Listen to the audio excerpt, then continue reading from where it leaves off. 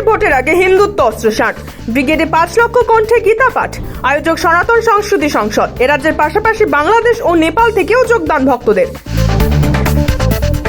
ব্রিগেডে গীতা পাঠের আসরে হাজির রাজ্যের সাংবিধানিক প্রধান সিভি আনন্দ বোস।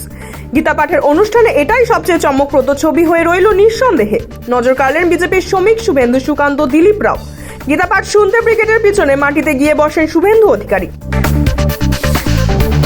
শনিবারই মুর্শিদাবাদে বাবরি মসজিদের ভিত্তিপ্রস্তর স্থাপন। রবিবার 1 লক্ষ কণ্ঠে কোরআন পাঠের ঘোষণা হুমায়ুন কবিরের। হাজারো বিতর্ক, তবুও যেন থামানো যাচ্ছে না হুমায়ুন কবিরকে। ওরা দীর্ঘদিন ধরে রাম মন্দিরের এজেন্ডা নিয়ে ক্ষমতায় এসছে, 19টা রাজ্য দখল করেছে, বাংলা দখল করার জন্য তারা গীতা পাঠ করছে। আমি আগামী দিনে মুসলমানদের বেশি বেশি করে বিধানসভায় সিট জেতার জন্য কোরআন পাঠেরও আয়োজন করব। আজকে 5 লক্ষ কণ্ঠে গীতা পাঠ, আমি 1 লক্ষ হাফেজকে দিয়ে কোরআন পাঠ করাবো। পদত্যাগ করছি না। তৃণমূল থেকে সাসপেন্ড হওয়ার পর বিধায়ক পদ ছাড়ার কথা ঘোষণা করেও পিছু হটলেন হুমায়ুন কবির।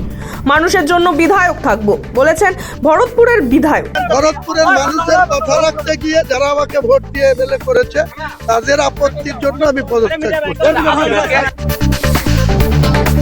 বিধায়ক পদ থেকে ইস্তফা দিচ্ছেন না এক্ষুনি। তবে এবার নতুন দল গঠন নিয়ে বড় ঘোষণা করলেন ভরতপুরের বিধায়ক হুমায়ুন কবির। আসাদুদ্দিন ওয়েইসির মিমের সঙ্গে জোট বেঁধে নতুন দল গড়বেন তিনি। ওয়েইসির কথা হয়েছে বলে দাবি হুমায়ুনের। বউবাজারে ফের বাড়ি বিপর্যয়, বাড়ির চাঙর ভেঙে জখম এক। মেট্রোর কাজকেই দায়ী করছেন স্থানীয়রা। খবর পেয়ে ছুটে যান কাউন্সিলর নয়না বন্দ্যোপাধ্যায়। গোয়ার নাইট ক্লাবে অগ্নিকাণ্ড, গ্রেফতার ম্যানেজার, মালিককে খুঁজছে পুলিশ। ভয়াবহ আগুনে মৃত 20 জনেরও বেশি। মৃতদের মধ্যে রয়েছেন 4 পর্যটক, জখম আরও 6 জন। দেশ জুড়ে হাজারের বেশি ফ্লাইট বাতিল, যাত্রীদের ভোগান্তি চূড়ান্ত। প্রায় 1 সপ্তাহ ভয়ঙ্কর বিশৃঙ্খলার পর স্বাভাবিক ছন্দে ফেরার ইঙ্গিতও দিয়েছিল ইন্ডিগো, কিন্তু তবুও উড়ান সংকট কাটল না। রবিবারও দিল্লি এবং মুম্বাই বিমানবন্দর থেকে 200টিরও বেশি উড়ান বাতিল।